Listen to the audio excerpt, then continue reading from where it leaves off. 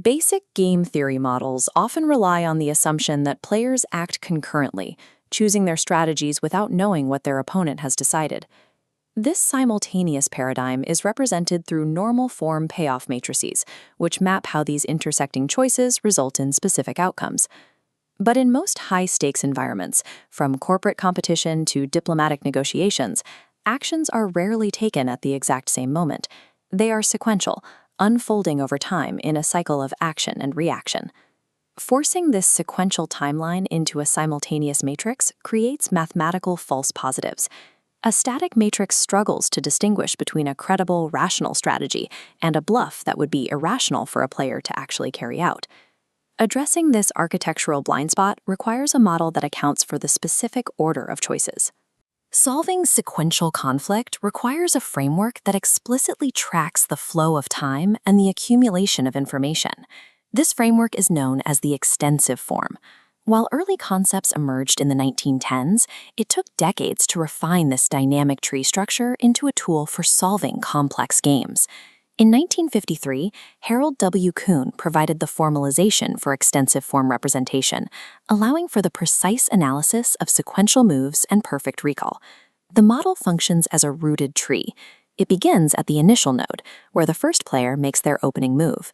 Each outgoing line represents a branch, a distinct, mutually exclusive action available to a player at that specific point in the game. These lead to decision nodes, where the next player must choose their own path based on the specific move the previous player just made. The process concludes at the terminal nodes, where the sequence ends and payoffs are distributed to all players. By mapping every potential sequence from the root to the terminal nodes, the extensive form identifies exactly who knows what and when they know it. To see how this works in practice, consider an entry decision scenario. A new entrant is deciding whether to join a market currently dominated by a monopolist. If the newcomer enters, the monopolist can either accommodate the competition and share the market, or fight back with an aggressive price war. This matrix shows the scenario using simultaneous rules. The entrant's choices are in the rows.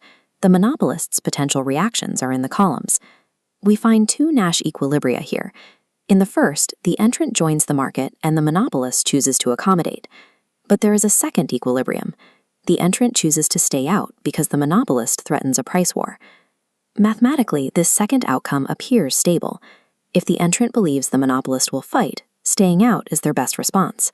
However, this logic ignores the fact that the monopolist's decision only happens after the entrant has already moved.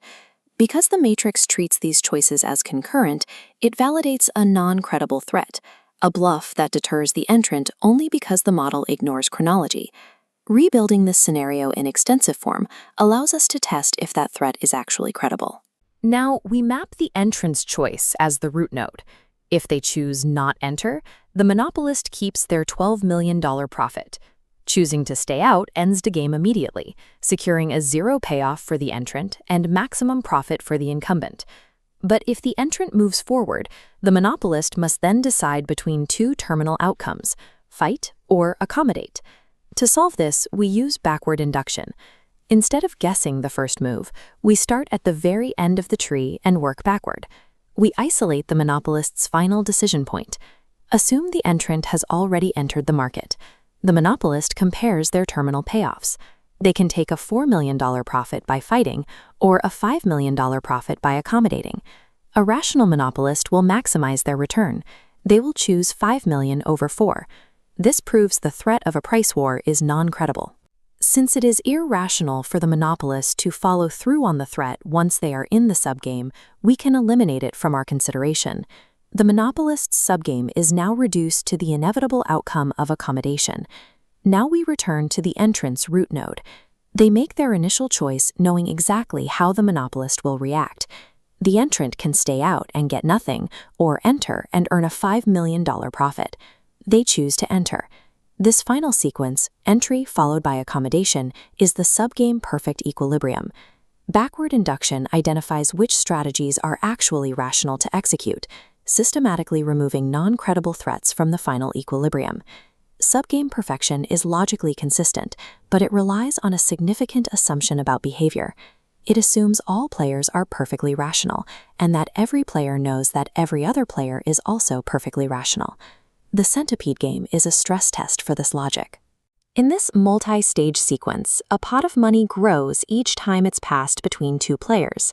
Passing increases the pot's total value, but taking it allows the current player to secure a slightly larger share.